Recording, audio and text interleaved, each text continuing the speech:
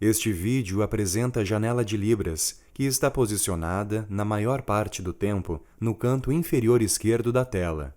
A intérprete aparece enquadrada da cintura para cima em fundo claro. É branca, de cabelos castanho escuros bem curtos e usa roupa preta.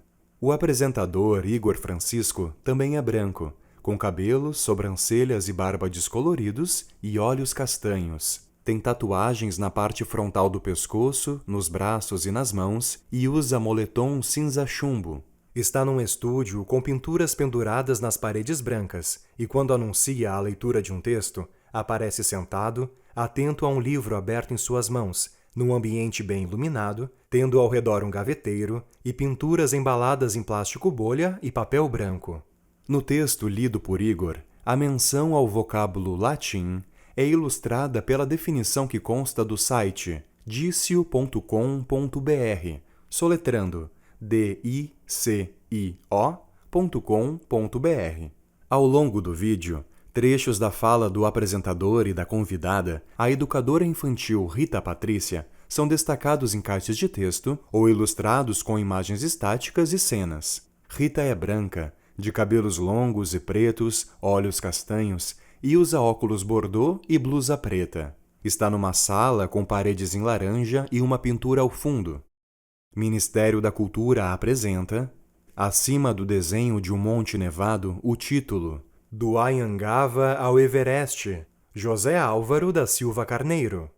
Oi, tudo bem? Meu nome é Igor e eu sou redator. Há mais de 10 anos eu trabalho escrevendo materiais diversos para diferentes tipos de comunicação. E hoje eu quero conversar com você sobre algo que sempre me deixou muito curioso. Por que a gente sente tanto medo de errar quando vamos escrever? Bora conversar sobre isso? Vinheta animada. Em fundo branco, sucessão de grafismos coloridos. Uma caixa destaca o título, O Poder do Erro, por Igor Francisco. A palavra erro está arriscada. Antes de começar, eu separei um texto que eu gosto muito para ler com vocês. É bem rapidinho, ouve só.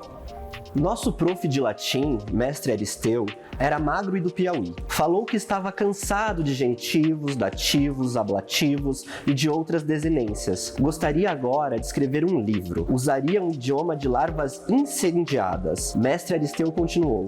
Quisera uma linguagem que obedecesse à desordem das falas infantis do que das ordens gramaticais. Desfazer o normal há de ser uma norma. Livro Memórias Inventadas, a Segunda Infância. Aula, do autor Manuel de Barros, escritor brasileiro. Nele, o mestre Aristeu, personagem citado por Manuel de Barros, propõe algumas reflexões que vão de encontro ao que estuda a sociolinguística, e é sobre ela que nós vamos conversar agora. Em linhas gerais, a sociolinguística é uma corrente da linguística que estuda a relação entre a língua e a sociedade. É o estudo do efeito de todos os aspectos da sociedade, incluindo as normas culturais, expectativas e contexto, na maneira como a língua é usada, e os efeitos do uso da língua na sociedade. Rapaz numa biblioteca. O objeto de estudo da sociolinguística é a língua falada, sinalizada, observada, descrita e analisada em seu contexto social. Pessoas em escadas rolantes. Situações reais de uso, no nosso dia a dia. Pedestres. Ou seja, a sociolinguística ocupa-se da língua não somente por si, mas também em como ela se automodifica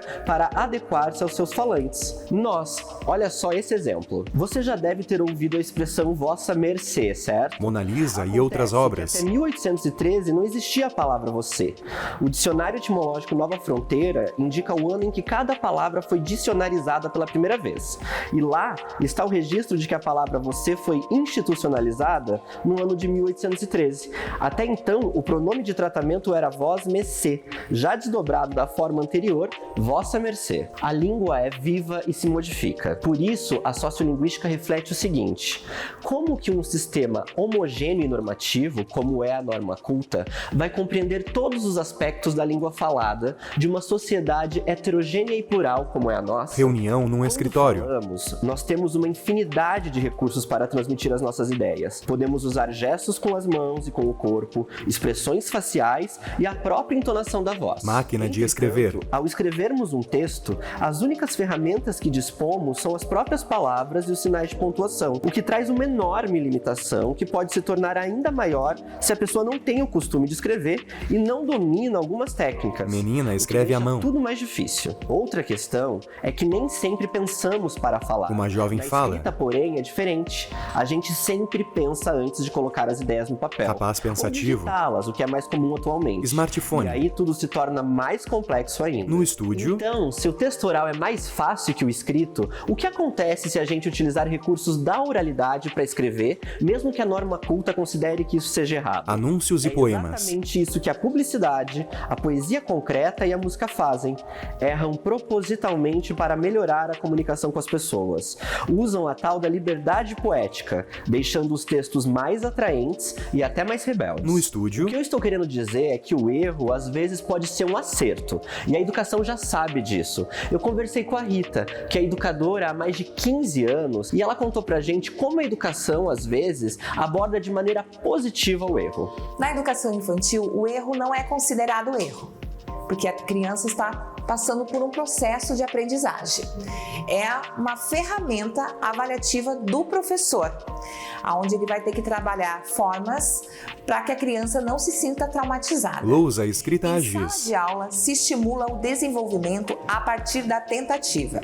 E eu acredito que os educadores precisam ter uma visão crítica a respeito do erro, até mesmo nos processos avaliativos, a fim de não traumatizar um estudante e, dessa maneira, desestimular a prática da escrita. No estúdio. Em 2019, eu também percebi algo sobre o erro que me levou a procurar práticas pedagógicas que me levassem a diminuir esse medo que a gente sente na hora de escrever. Porque o erro, ele impede que a gente pratique o nosso texto. E se a gente pratica, a gente não melhora. Em 2019, eu percebi que todos os meus alunos tinham medo de escrever porque eles tinham medo de errar. Na época, eu estava desenvolvendo um projeto em que passava algumas horas na rua escrevendo cartas de amor e de perdão para pessoas que não se sentiam confortáveis em escrever. Cenas de Igor numa praça. De dizer por escrito algumas coisas para amigos e familiares. Notícias da ação. Nesse período, percebi que todas as pessoas preferiam conceder a um estranho, eu, a autonomia para escrever uma carta pessoal do que redigir sozinho. Igor na A praça. justificativa era sempre a mesma: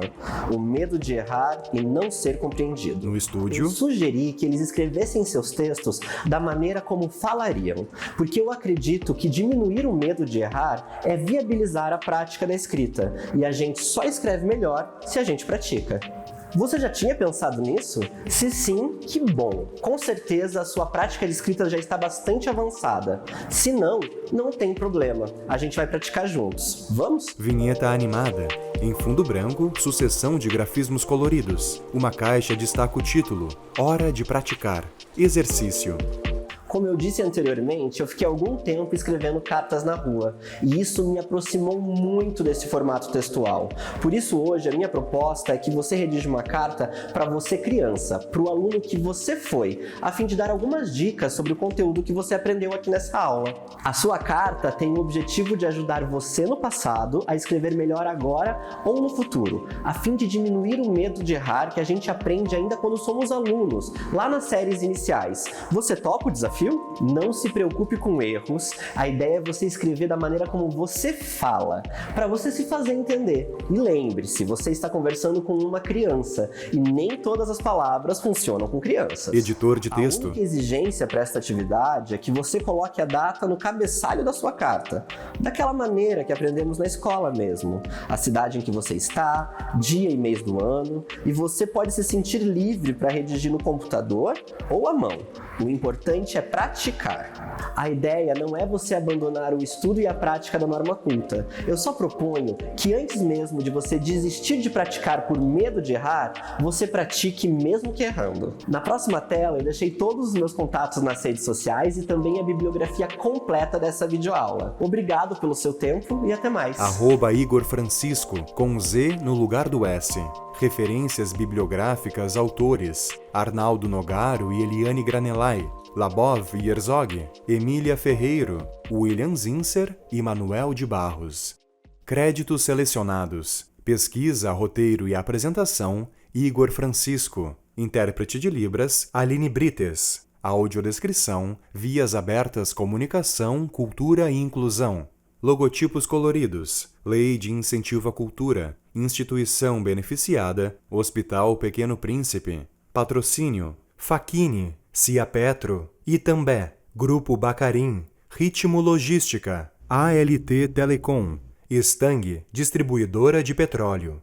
Realização, Ministério da Cultura, Governo Federal, Brasil, União e Reconstrução.